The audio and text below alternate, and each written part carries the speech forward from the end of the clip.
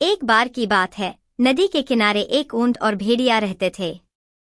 ऊंट बहुत सीधा साधा और भेड़िया बहुत लालची और मतलबी था।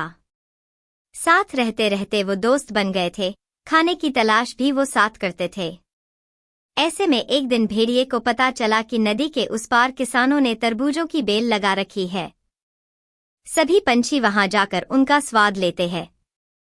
वह भी खेत में जाकर तरबूजों का स्वाद लेना चाहता था, लेकिन इसमें एक समस्या थी।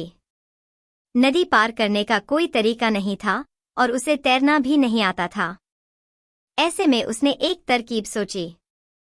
वह ऊंट के पास गया और बोला, ऊंट भैया, मैंने सुना है नदी के उस पार बहुत सारे तरबूज लगे हैं। सभी जानवर उनका मजा ले रहे हैं, चलो हम लोग भी तरबूज खाकर आते हैं। आप इतने लंबे हो तो आपको नदी पार करने में दिक्कत भी नहीं होगी, मैं भी आपकी पीठ पर बैठकर नदी पार कर लूंगा। ऊंट उसकी बातों में आ गया और उसे अपने पीठ पर बैठाकर नदी के उस पार तरबूज के खेतों में ले गया।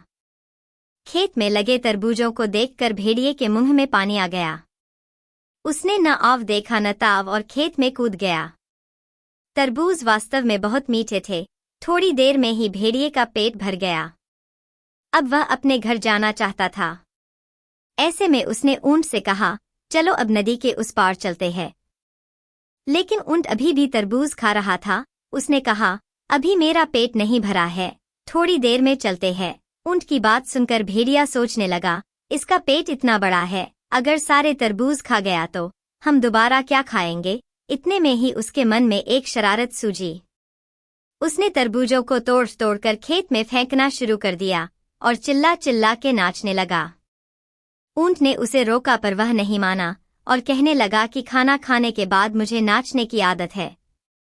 ऐसे में भेड़िए की आवाज सुनकर किसान वहां आ गया। फसल की बर्बादी देख उन्हें बहुत गुस्सा आया।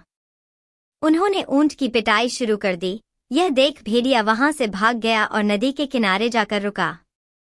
पिटाई खाने के बाद ऊंट भी बड़ी मुश्किल से वहां पहुंचा।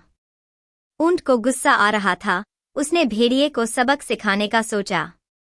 भेड़िया ऊंट के ऊपर बैठ गया। अब दोनों नदी पार करने लगे। जब दोनों नदी के बीचों बीच पहुंचे तो ऊंट नदी में बैठ गया। जब भेड़िए ने पूछा कि वह क्या कर रहा है, तो ऊंट बोला, मुझे खाना खाने के बाद पानी में बैठने की आदत है, अब मैं तो नदी में बैठूंगा। ये कहकर वह नदी में बैठ गया। भेड़िया पानी में बहते बहते बहुत मुश्किल से किनारे पहुंचा और उसको अपने किए पर पछतावा होने लगा। सीख, जैसे को तैसा।